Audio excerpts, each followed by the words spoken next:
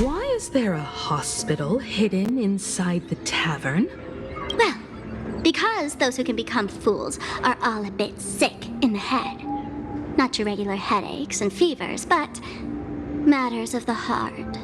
Every time someone goes bonkers and stirs up trouble in the tavern, like scattering nosewalker parasite ticks in every corner, or spiking the beer barrels with truth serum that makes people spew insults. For each time the whole place goes topsy-turvy, there's always some fool who, in the spirit of elation, volunteers to treat them. Yep, they get sent right here to Fatal Joke. Strange. Why isn't there even a fake doctor around today?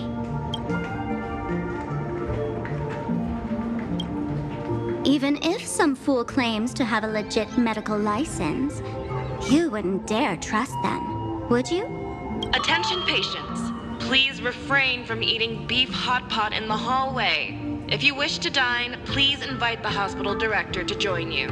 Thank you.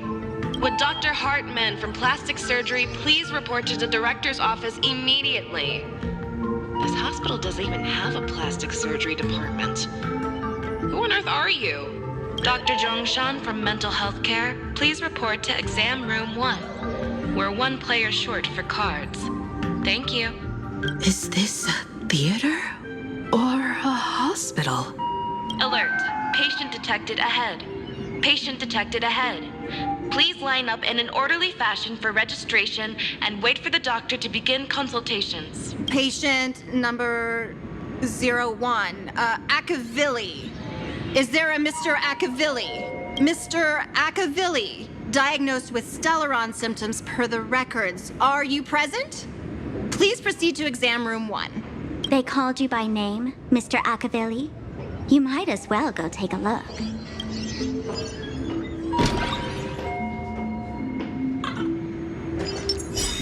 A will of metal and stone. Play nice.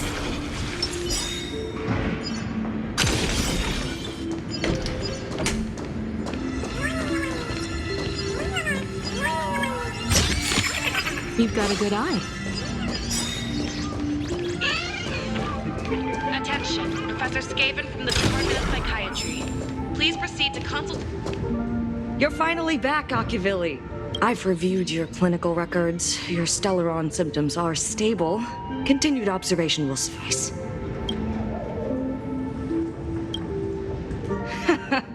Talk about fate. Ever since our little escapade with the Unshackled on the Xianzhou, I've been wondering when someone as interesting as you would grace our tavern. Next time you come to the bar, I'll treat you to a drink with topology olives and Bernard fractal pepper. Good news for you. You don't need to rush into treatment just yet. Though I can't say the same for Miss Sparkle over there. Patient number 02, Miss Sparkle, please come in. Hello there, Miss Sparkle. You're one of the few who didn't mistake me for that imposter, Doctor. But just a reminder, yours truly isn't sick. I'm perfectly healthy.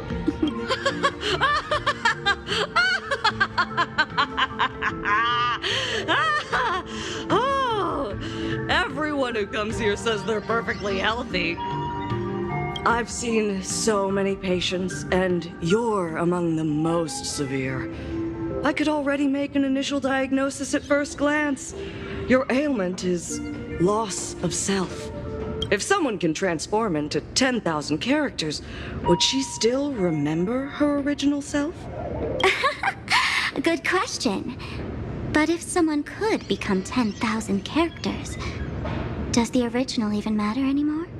By the way, Doc, are you familiar with any treatment protocols for memetic viruses? Memetic viruses. I've heard about it. The city sent over a few cases. The patients had one thing in common. They were all heavy internet users. The medical records are in the room. You can take a look if you want.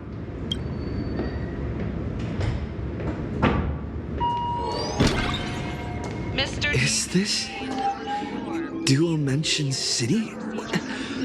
How is that possible? The tavern's spatial structure is bizarre to begin with. It's not that strange to see Dual-Mention City here.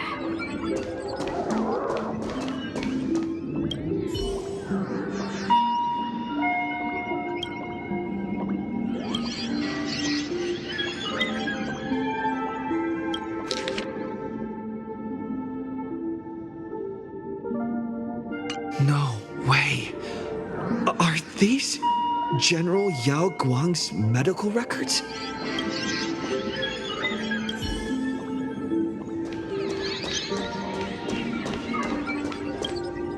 The medical records are on the bookshelf. First pile on the left. Are there already victims in the city? To eliminate the memetic virus, helping Patient Zero face reality is a crucial phase of the treatment.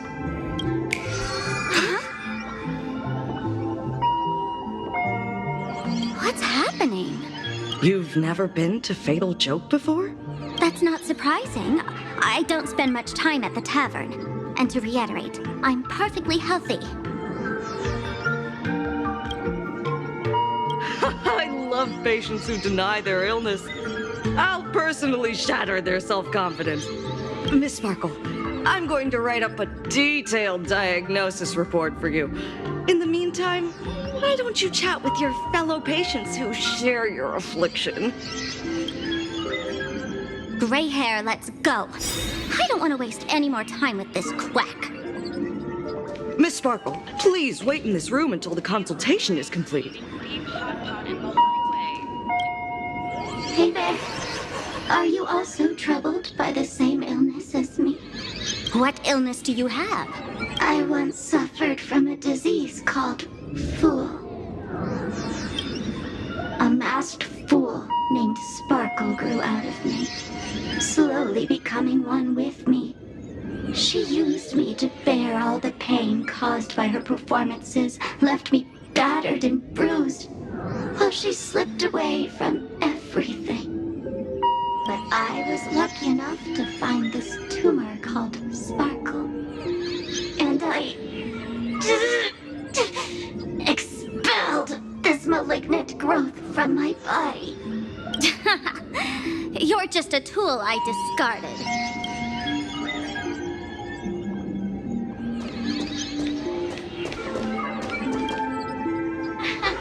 Sparkle, you're back! You seem happy. Yeah, I'm keeping my spirits high, just like she asked. Sparkle, Sparkle! You're the one who told me that a smiling mask will never have bad luck, aren't you? This world doesn't want to see too much sadness, cruelty, rage, or pain. You told me that I just need to smile, no matter what. I did everything you asked.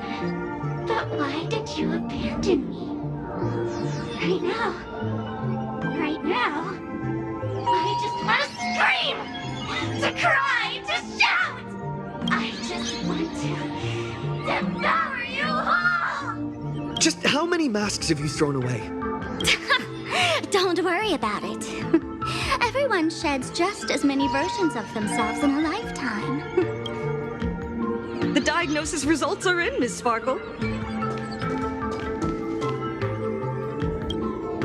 Sparkle, do you still remember me? More people got my name right today than in the past week. I'm so touched. I am your original mask. The Sparkle Roll Mask. The archetype of a bright maiden doomed for a short life. The avenger who perishes with her nemesis. The lover who dies for love. The young artist driven to madness. You used me to win fame, applause, and countless eager gazes. So why would you cruelly cast me aside? Please, wear me once more. The worst thing an actor should do is be tied down to one type of role. Do yourself a favor and stay down.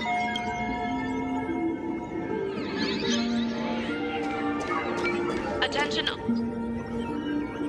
Miss Sparkle, I have your results.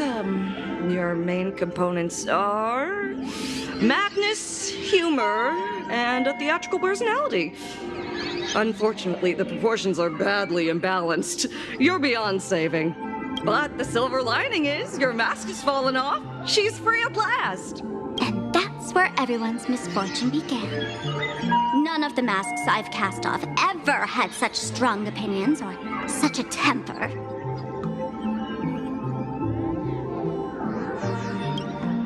She no longer needs to be corroded by your cancer of rationality. Now she can do anything that you wanted to do but didn't dare to do. Ha! As if there's anything Miss Sparkle wouldn't dare to do. For example, you don't dare wear any one mask for too long. Like a butterfly shedding old skin, you keep discarding every mask just so you won't be defined or bound by them. You're afraid to stop, to be stuck in some stereotype. You're afraid that one day you won't be elating enough. That's why you drew Miss Sparxie and became her online. As a dazzling mask, everyone confides in her. Everyone wants to be her. Everyone feeds her their clever ideas. You thought this would inject new life into your elation. But sadly, once the mask is on you, you become its accessory. People care only about the image the mask paints. No one cares about the you beneath. And that is why she came to life. Human recognition and desire will flow through the internet, providing nourishment for her to bloom. She'll become a bewitching flower, conforming to everyone's wishes, letting them wear her, become her, and blossom across all of Planarcadia. What a beautiful sight. Stop? You mean treat? Yes? Cremate Sparkle. That's the best treatment I can prescribe. And here I thought you had something clever. After all, there's only one radical cure for all suffering. Make oneself disappear, right? Miss Sparkle, don't think I'm joking around with you. I only misbehave outside the tavern. But here, I am a doctor, without quotation marks. My treatment is real and effective. Generally, when a fool vanishes, their mask loses its power and becomes a dead thing. You're two sides of the same coin, after all. But as for Sparxie, I can't say for sure.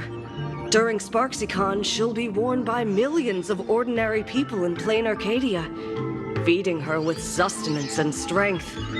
Your window of opportunity is therefore fleeting. Go on, lie down on that bed and say goodbye to your friends. Press that button and the nurse will come wheel you away. There's a door in the tavern that absolutely positively leads to a still-burning star in Sidunirama.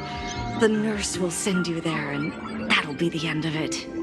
And if I say no? Then I'll have to be impolite.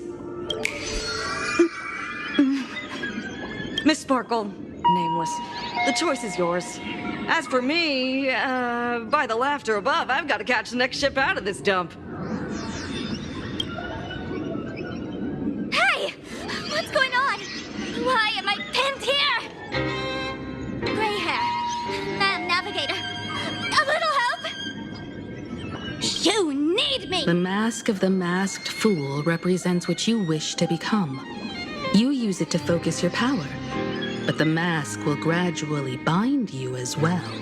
That's why you've been avoiding Sparxie all this time. She didn't just steal a vial of memetic virus.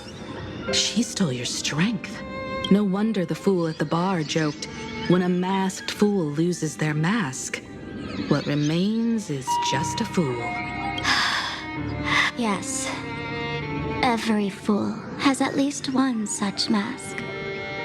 Not mere decoration, but a part of our destiny, crafted by our own hands. It might be a morning actor mask you took a liking to and stole from them. It might be a head accessory you personally sketched in a moment of inspiration.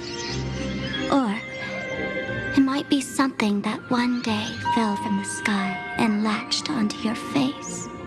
To become a fool, one must experience at least one such instance of destiny. The moment of masking one's face. Through the mask's eye holes, we gain a different perspective.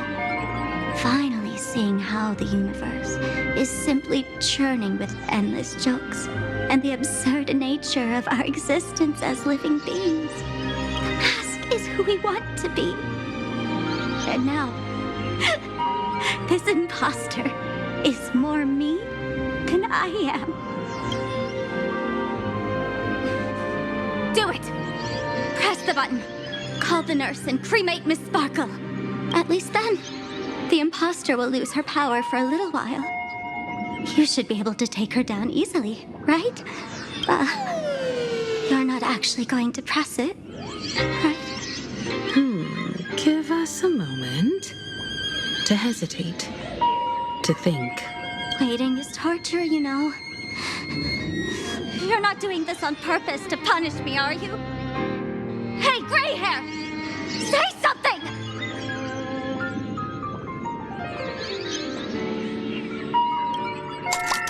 Hey! Gray hair! Have you forgotten our friendship? You'll make the button smoke at this rate. Too bad. I took the battery out of the button earlier while no one watched. It was a test, and you failed. Since the fool made her choice, she must have a plan to reclaim the mask, right? If you dare say no, I'll press this button and let the orbital cannon cremate you for real. Your sticky little fingers aren't fast enough to steal this battery, are they? There's a way. There's always a way. Miss Sparkle will definitely take responsibility and work together with everyone to stop Sparxicon. What's with this applause? Have we been watched the whole time? Do not believe any information from this broadcast. I repeat, do not believe. It's hilarious! So, is it time for the combat sequence now? It's hilarious!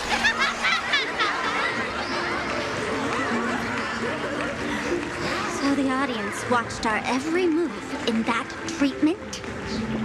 Is this a hospital or a theater? That's life for you. While there's life, there's judgment.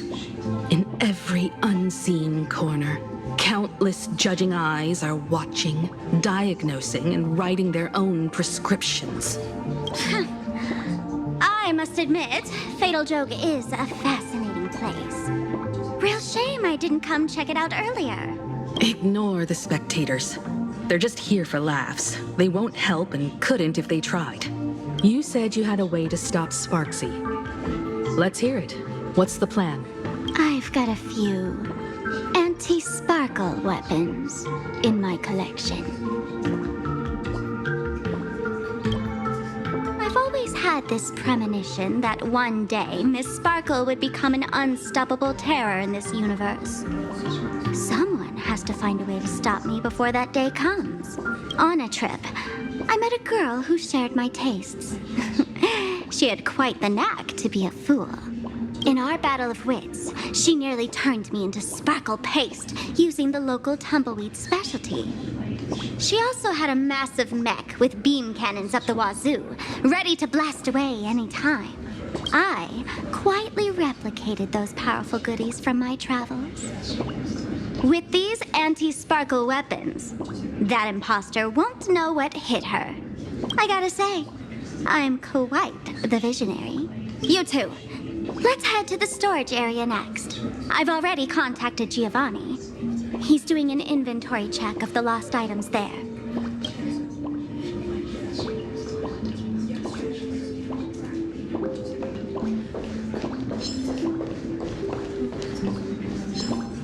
When will I be able to see this and not laugh?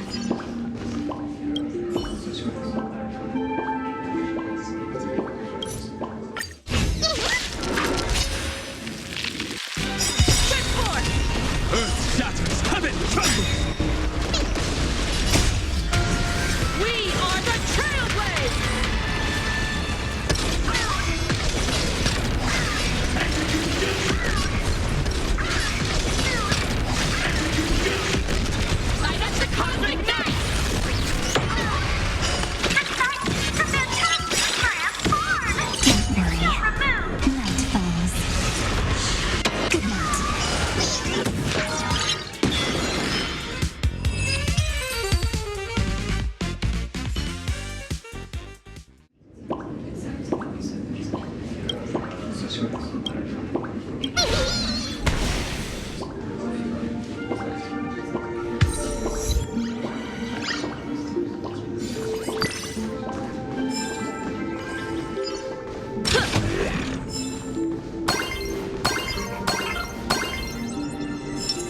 A will of methods.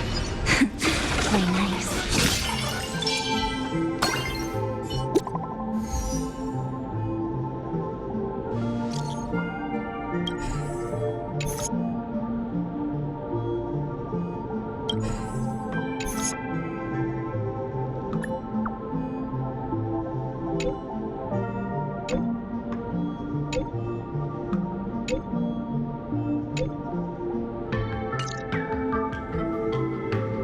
Intel from the school. The Furbo journalist couldn't find March or Mr. Yang, but they did spot Sparxie taking down the wave painting in the school courtyard. Oh? That's noteworthy. Looks like Sparxie is busy making preparations too. But why do all this? Never mind her for now. Let's check out the Fool's storage area.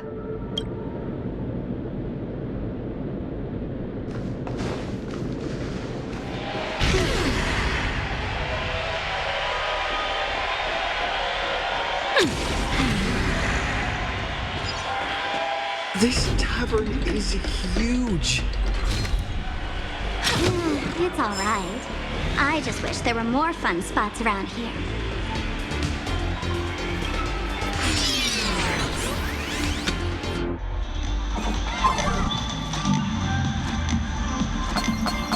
Wait, there are that many people under the dance floor?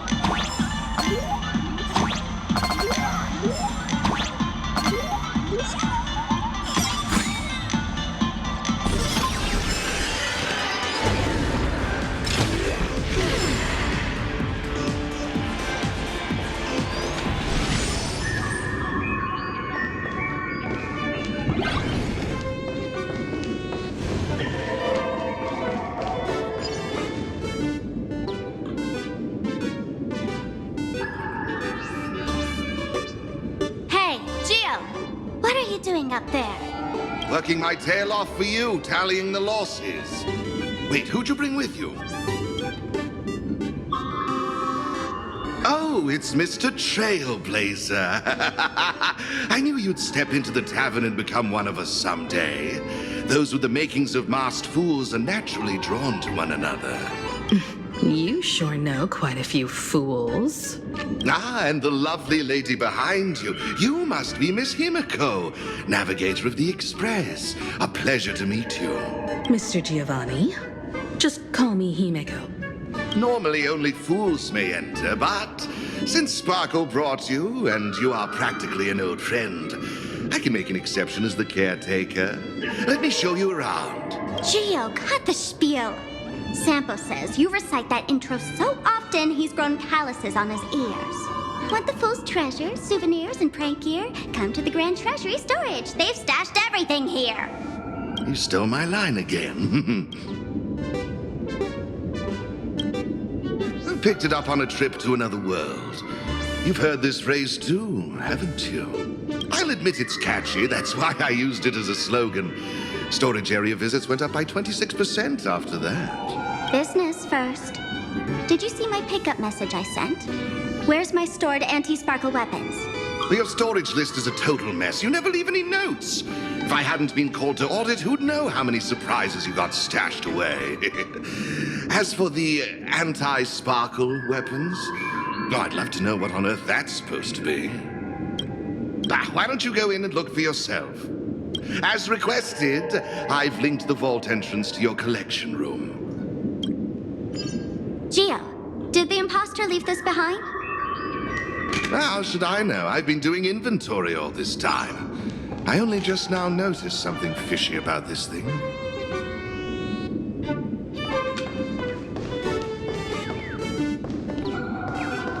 Huh? What's this? Whoa. That's one massive stellar jade. Let's go in and take a look.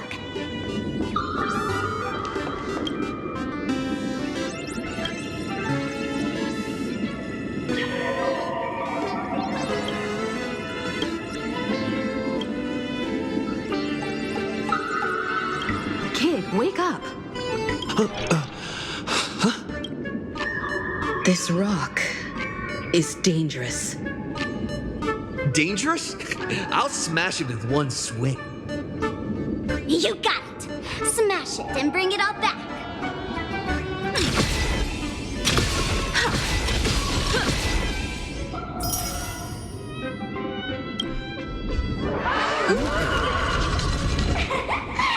Stellar jade is the perfect bait for catching the nameless. How generous of you. First time I've seen a thief steal something and leave something even more valuable in the vault. Isn't this exactly the type of phantom thief lair we masked fools adore? Remove a carefully curated piece and leave a gift in place to soothe the owner. A jumbo-sized stellar jade is surely worth a jar of memetic virus and a few anti-sparkle weapons, wouldn't you say? And you stole my other prized pieces too? That worthless junk? Consider it a complimentary vault cleaning before Sparxie. I'd like a little warm-up entertainment. Old model and the nameless. You should be able to break out of this room, right? Don't disappoint me now!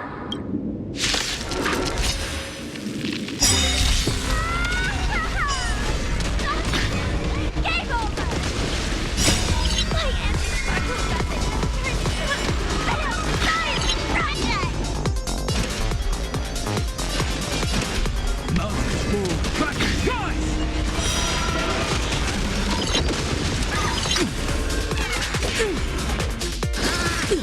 Time for some sweet dreams.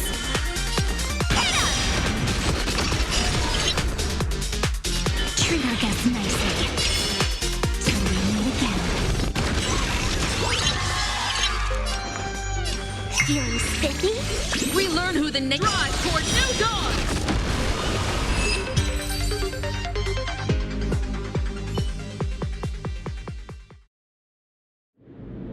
Gio, the security here is an absolute mess. You're in no position to talk. Even the drinksmith here is a temp. Count yourself lucky I'm kind enough to help tally your storage. She didn't just steal my power and my collection. She completely destroyed Miss Sparkle's reputation. This is the worst day ever. A correction, Miss Sparkle's worst day so far. Want to make fun of me? Go ahead. Don't get me wrong. I also don't think gear tumbleweeds and giant mechs would work on someone spreading memetic viruses. I thought of a way just now that might suppress the memetic contagion at Graphia Academy.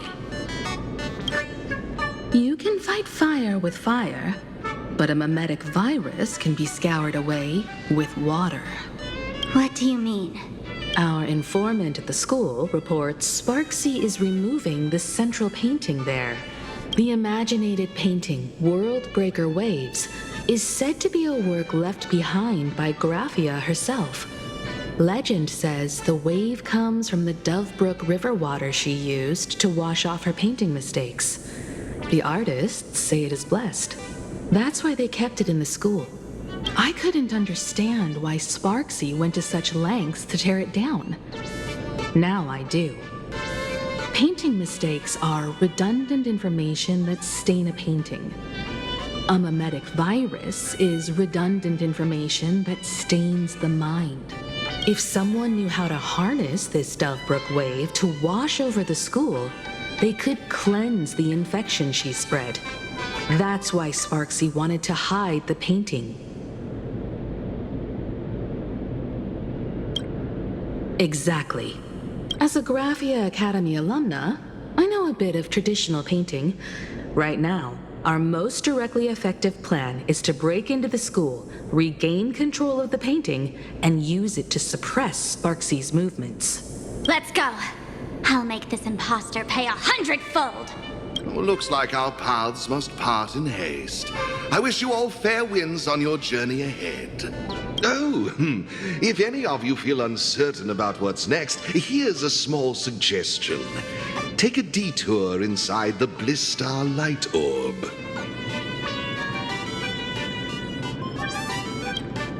A quick prayer to the gods before battle hardly counts as wasting time, does it? For us masked fools, that light orb holds the same significance as the Phantos Moon hanging above. Deep within the orb, everyone can find the divine revelations of the elation.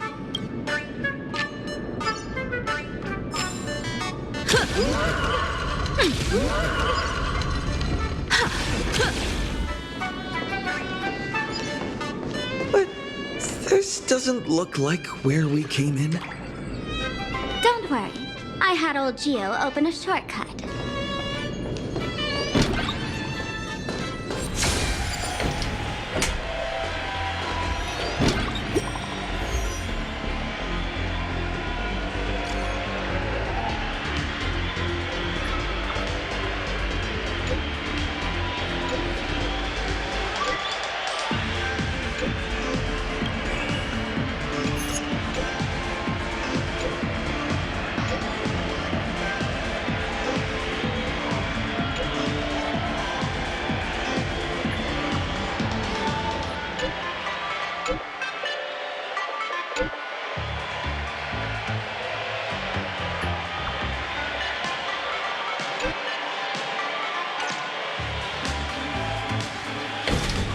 Darn it. They found something else at the school? We need to pick up the pace.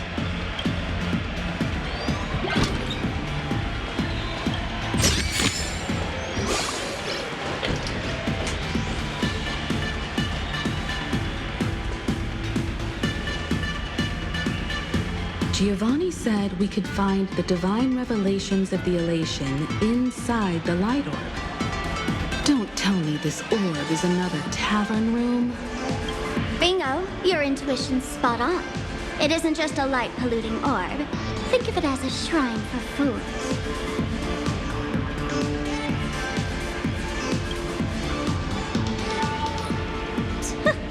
Worship sounds a bit too serious, no? Most masked fools treat the laughter like an invisible, mischievous drinking buddy. Fine for a mental toast. But if they really come looking for you, it's usually bad news. Inside this light orb is a miracle tied to Aha. It responds to any fool who approaches.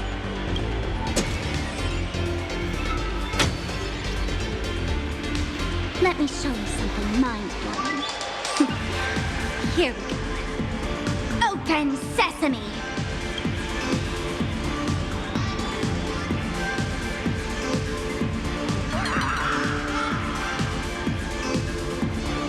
I said, open sesame! Open sesame!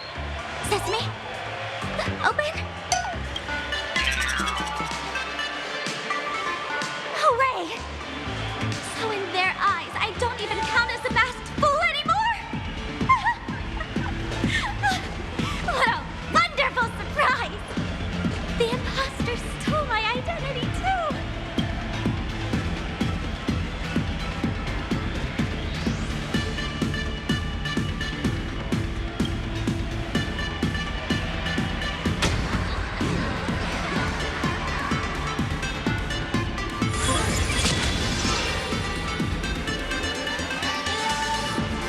The good news is, at least one of us is still a masked fool.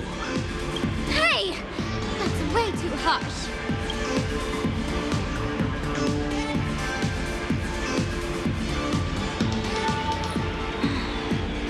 I hate to admit it, but gray hair, it's opened for you. The light orb has acknowledged you.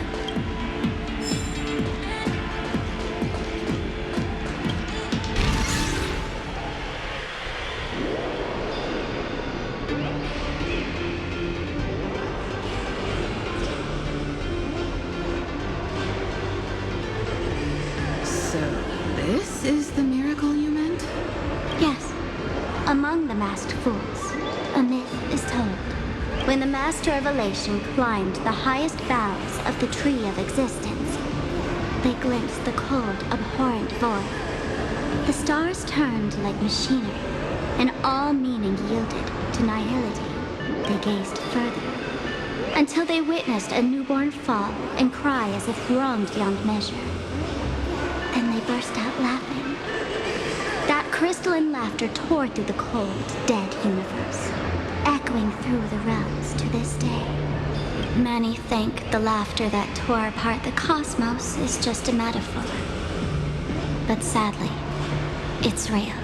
The Tavern folks call this thing the echo of primordial laughter. It tore open a spatial rift. They say other tavern branches have this too, in multiple locations. No one knows how many there are, or what their existence means. When we shout into it, there's no echo. Toss in trash, and it merrily swallows it. No one knows if this thing will keep widening and swallow the tavern whole. Either way, it just sits there, right over there, motionless, grinning at us forever.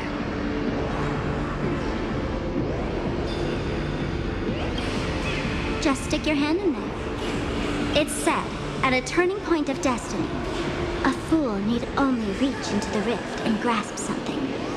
The tavern folks call it the laughter's gift. No one knows what this thing will bring to those who seek it, fortune or otherwise. But one thing's for sure. Your destiny's bound to get much more chaotic. Hey, gray hair. Wanna give it a try?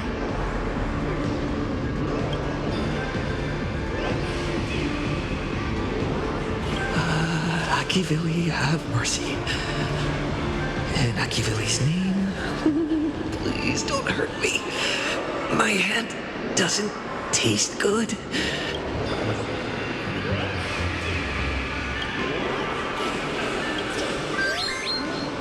Is this?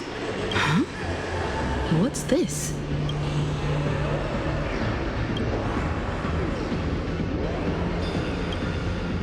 Laughter above, they really answered! But what's their deal giving you another memetic virus?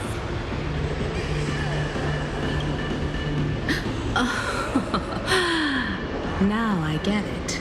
Audiences infected with the Sparxie virus naturally won't be able to resist Sparxie.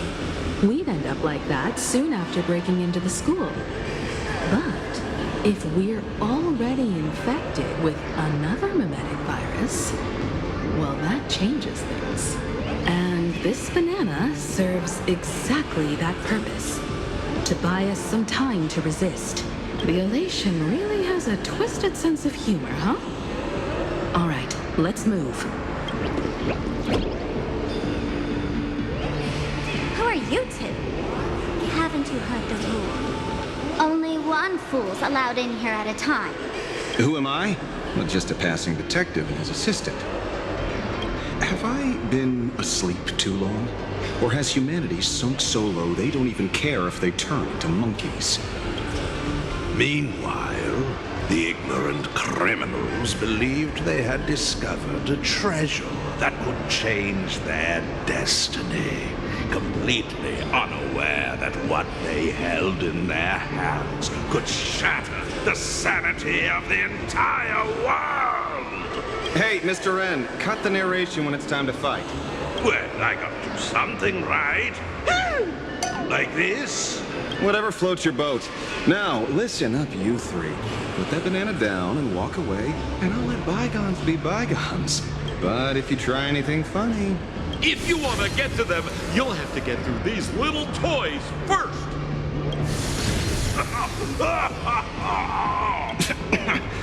Are these folks really the Nameless? In all my years, I've never seen the Nameless dealing with memetic viruses. The real deal. Just some nameless passing through. Mr. Wren, I've got to go after them. You won't be able to keep up with me. Just head home and wait for the news. I swear, I won't let the tragedy that happened to you repeat itself in this world.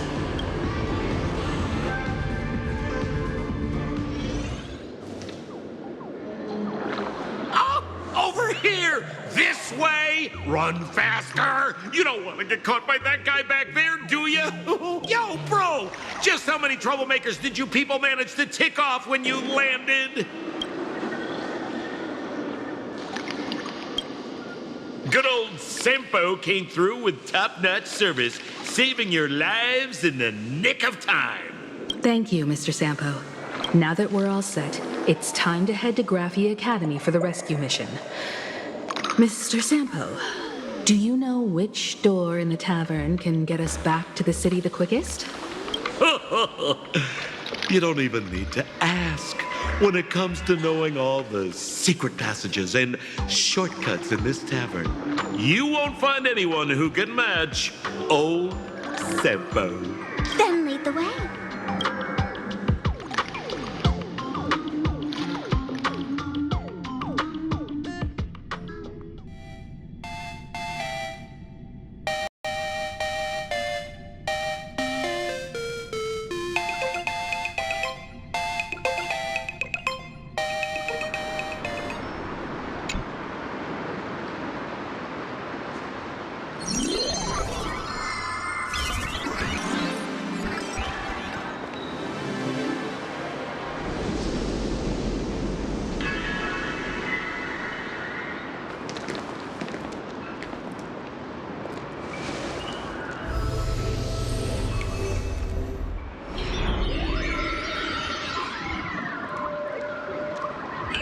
Your thoughts tell me that you still have doubts about me. Did you ask to meet here so I could clear up some of your doubts? Greetings, Lady Yao Guang. Being able to hear others' thoughts anytime. This tuning ability sure comes in handy. Compared to the seer strategist's ability to come and go as she pleases, this is nothing but a parlor trick. I've heard that Xianzhou folks are big on etiquette, yet here I am, and you're still playing hide and seek, General. Isn't that a bit discourteous? Sorry. I have this old problem of suddenly disappearing. It's really something beyond my control. As for the reason, I'm afraid I can't disclose it. Please forgive my rudeness. Or, if you're truly that curious, why not use your tuning and find out? You know I won't do that.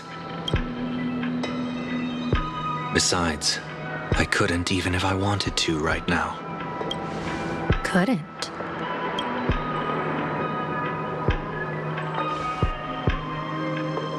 At this moment, the crowd's thoughts are crashing over me like a tidal wave. I can't block out all this mental noise. Just keeping my own thoughts from getting tangled up in everyone else's is hard enough. I see. So that's why. When you were speaking with Miss Himeko earlier, I accidentally intruded on your private conversation. My tuning is spiraling out of control. This mask is distorting my abilities. I see it differently. The loss of control is temporary. That mask is amplifying your power. How is this possible? This tuning power is bestowed by the Harmony. How could the elation meddle with their authority? Perhaps the elation simply poured more fuel into this divine authority? In my humble opinion, this mask binds the supplicant to all beings of Planarcadia, drawing strength from those who share the same path here for your use. That's why you're hearing others' thoughts surge toward you like a tide. Your tuning is steadily expanding, and you've become the center of this melody.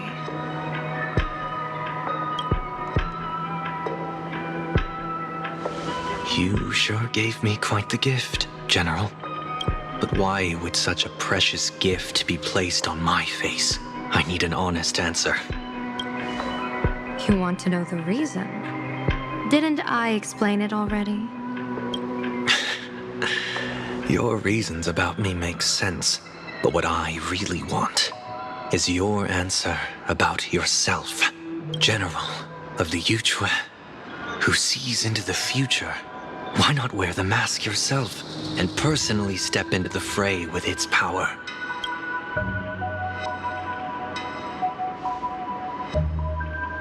Words can deceive, but only tuning lays the truth bare. Mr. Sunday, why not use your enhanced tuning to feel the weight of that answer for yourself?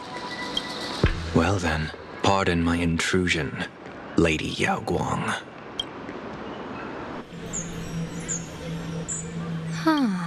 So this bird on my shoulder is the manifestation of the tuning's resonance? Exactly. And these symbols I see floating above people's heads would be the wheel and woe signs you mentioned, General? That's right. To become an Arbiter General, one must undergo 3 ceremonies. The Rainbow Ordainment, the Rainbow's Gaze, and the Bestowal of Spiritus. Only then can one truly take up the mantle and live up to the title.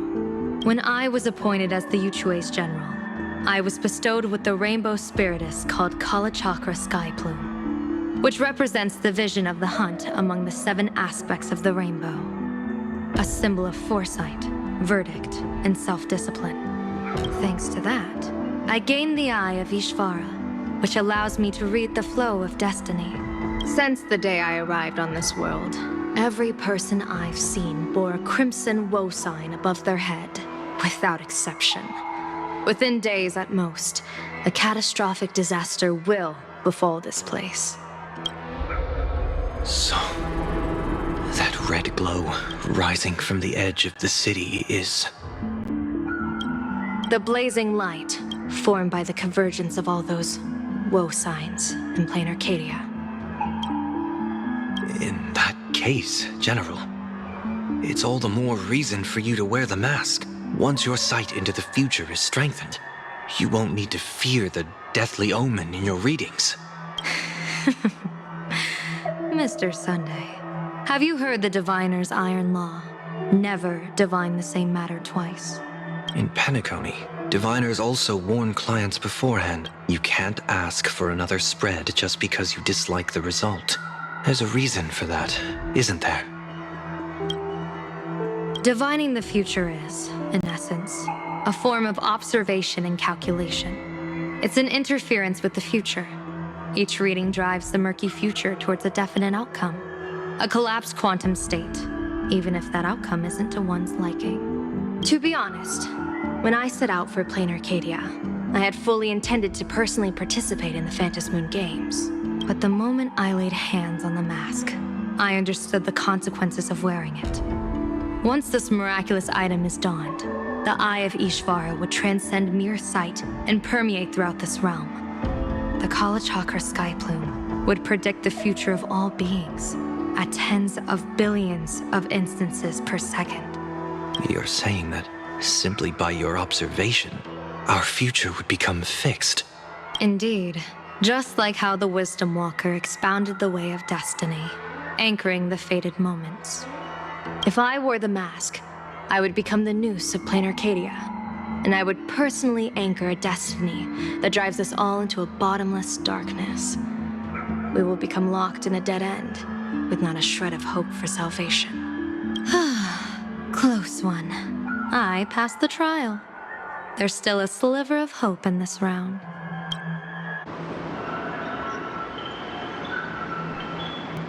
Now that makes me even more curious.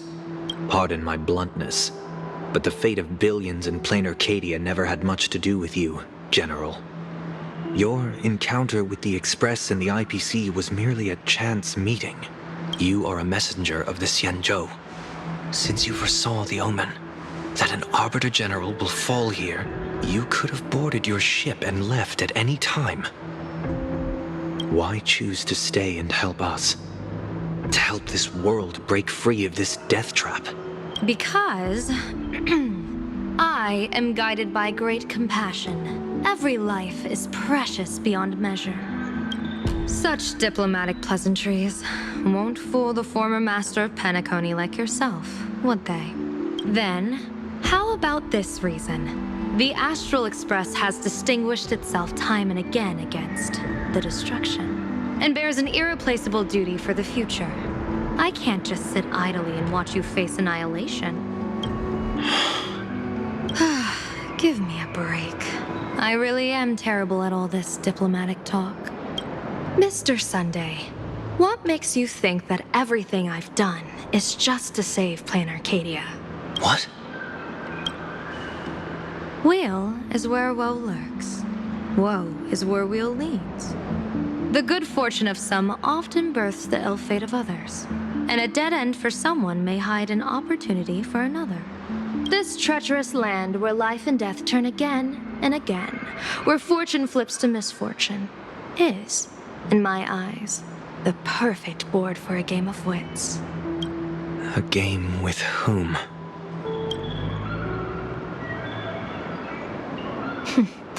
With the gods. Mr. Sunday, have you heard of the Battle of the Fong Hu 30 years ago?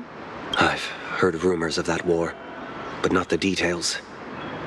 General, are you suggesting Planarcadia is now facing dangers just as perilous as the Xianzhou Feng Hu was back then? You got that right.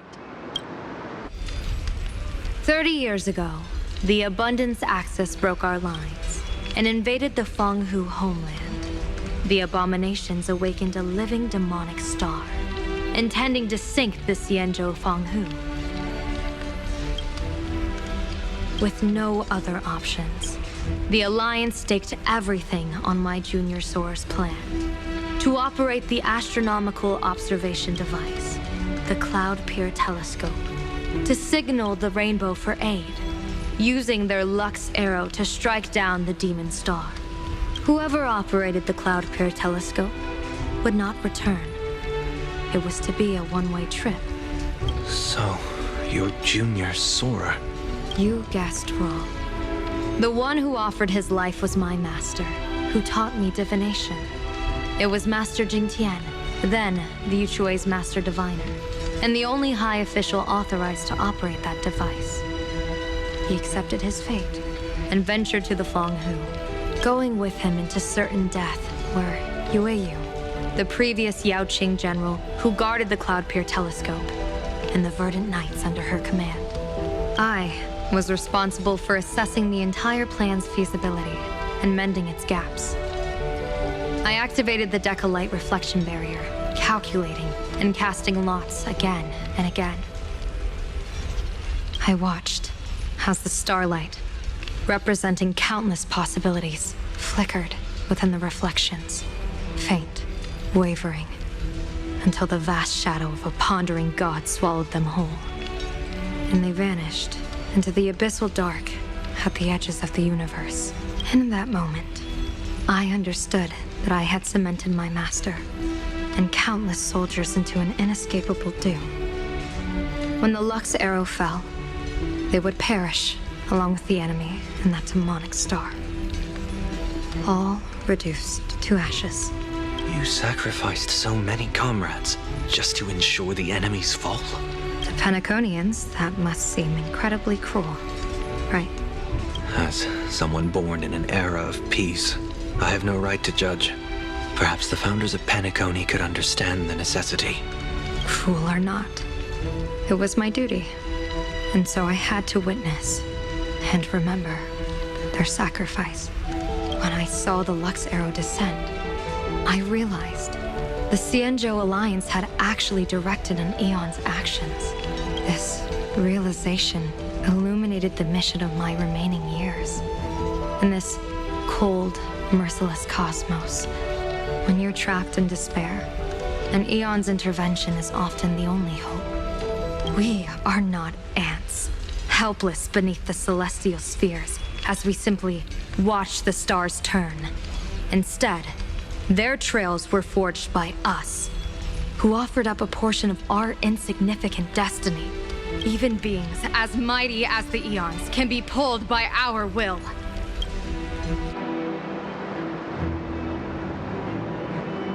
Is this what you want to do in Planarcadia? Indeed. I will seize those starlights of possibility I once buried with my own hands. Just like the Battle of the Fong Hu 30 years ago. An Arbiter General will fall, and an Eon will descend.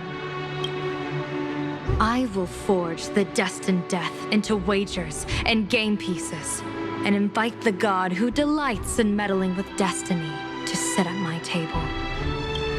This time, I will invite them into my calculations, to draw a great wheel for the cosmos' future. Mr. Sunday, surely you can understand this mad idea of mine, having once reached the divine throne of order yourself.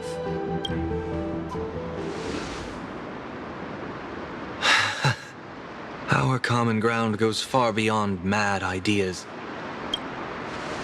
But I was reviving a god who already lay dead and buried in the infinite dark. General, how can you be sure that the most capricious Eon would be led by your fancy?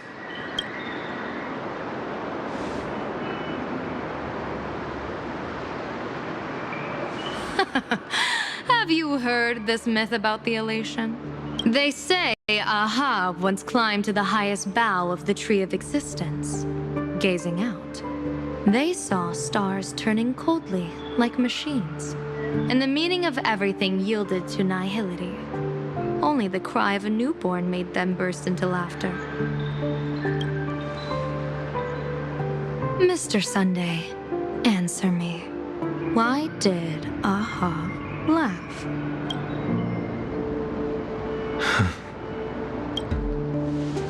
I think it's because they finally saw an audience arrive at this long, empty stage we call the universe. Oh, well said. You're way funnier than you look. As divination teaches, heaven creates 49 paths. Humans find the one unseen. We are the greatest variable this blind, mindless universe can produce. The universe and the gods set riddles for us, and we shall give them a surprise, an answer beyond the finality. Ah, looks like it's about time. Don't tell me you're disappearing without a goodbye again, General. No. This time, we will set our eyes on the same place and carve a sliver of possibility out of destiny with our own sight. Could you be talking about the school where Himeko and the others went? Yes. The crimson light there pierces the sky today, marking it as a locus of woe. The Arcadia's first calamity will erupt there. I should have asked you to give them a few secret strategies before they left. Forget it. The stuff in those pouches is all harmless banter anyway. Let's spare them.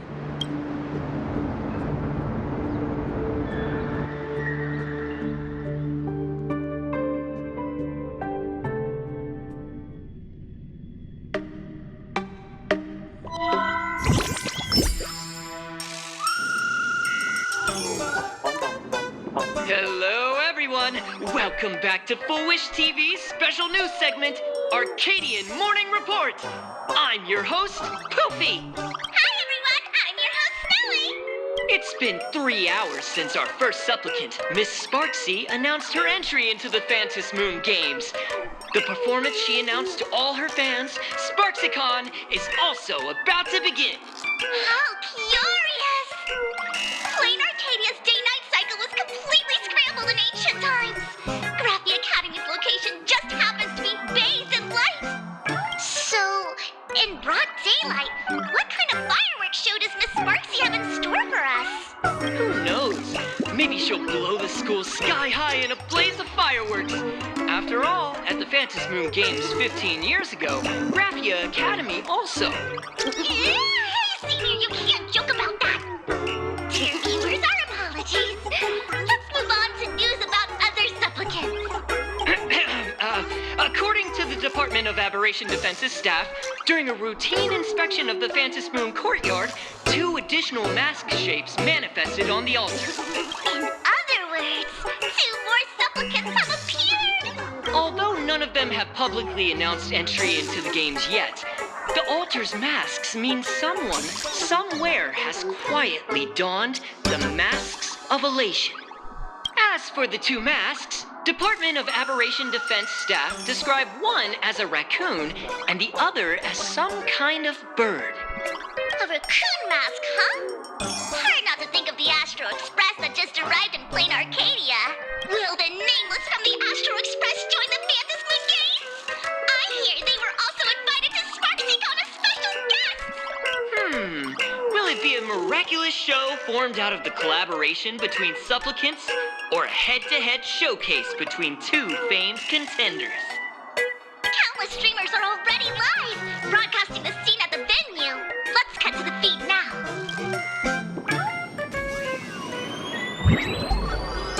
Oh! Look, it's the nameless from the Astral Express! One girl, 1,000 faces. 1,000 faces, one girl. Welcome to the SparxieCon live broadcast.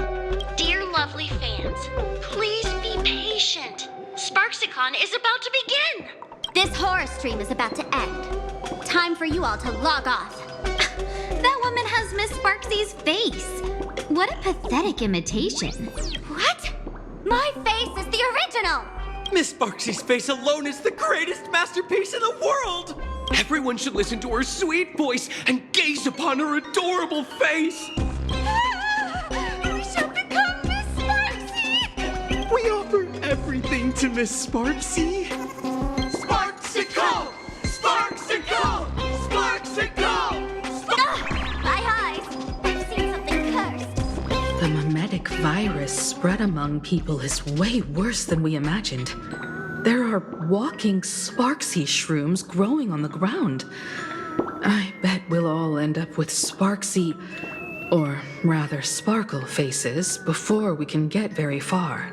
Are we really using that? If we don't take down that imposter before the virus hits, we'll all be monkeys in the jungle. Become a fake of a fake or a carefree monkey. Your call. On second thought, being assimilated by an imposter doesn't sound that bad. Enough talk. Eyes on the banana. Ow! Ma'am, a little warning before you stab someone with a banana, please? Come on, banana. Remember the plan we made at the tavern? Yes, we dig out the imaginated painting Sparxie hid, then use waves to give Graphia Academy a good banana wash over. But what if that imposter figures it out? Just try to keep her busy and buy us some time. Let's do it.